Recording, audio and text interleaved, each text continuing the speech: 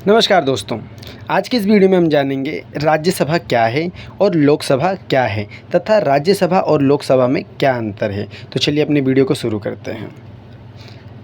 सबसे पहले आता है लोकसभा। तो देखो, लोकसभा किसे कहते हैं? लोकसभा का मतलब होता है जिसे लोगों की सभा के रूप में जाना जाता है। ये भारत का निचला सदन है।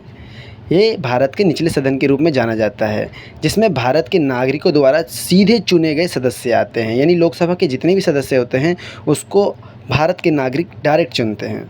ठीक है, अब आप बात करते हैं हम राज्यसभा की। तो राज्यसभा, जिसे राज्यों की परिषद के रूप में भी जाना जाता है, यह भारत की संसद का ऊपरी सदन माना जाता है। इसे भारत की संसद का ऊपरी सदन कहते हैं और यह भारत के राज्य और केंद्र शासित प्रदेशों का प्रतिनिधित्व करता है।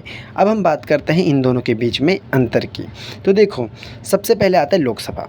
लोकसभा का चुनाव प्रत्यक्ष रूप से लोगों द्वारा होता है। जैसे मैंने बताया, इसके चुनाव डायरेक्ट लोग करते हैं, यानी इसके लोकसभा में जितने भी आते हैं नेता, उसका चुनाव डायरेक्ट लोगों द्वारा होता है। जबकि राज्यसभा में क्या होता है, इसका चुनाव प्रत्यक्ष रूप से लोगों द्वारा नहीं होता है, यानी राज्यसभा के सदस्यों को लोग हम डायरेक्ट नहीं चुनते।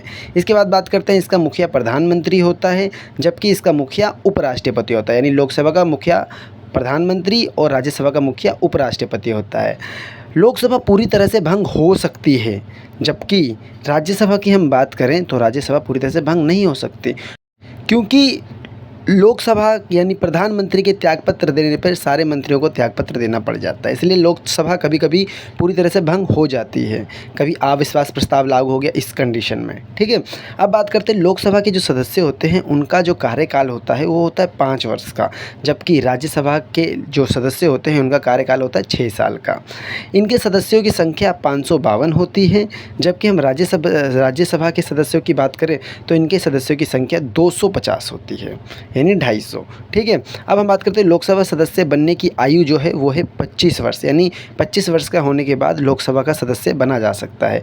जबकि राज्यसभा का सदस्य बनने के लिए कम से कम न्यूनतम आयु 30 वर्ष की होनी चाहिए। इसके अलावा बात करें तो लोकसभा में 2 सदस्यों को राष्ट्रपति द्वारा मनोनीत किया जाता है। मनोनीत वो होता है जिसका जनता चुनाव नहीं करती, वो डायरेक्ट राष्ट्रपति द्वारा चुनकर आते हैं। तो ऐसे 2 सदस्य होते हैं जो लोकसभा में राष्ट्रपति इनको क्या करता है, मनोनीत करता है। ये मनोनीत सदस्य कहलाते हैं।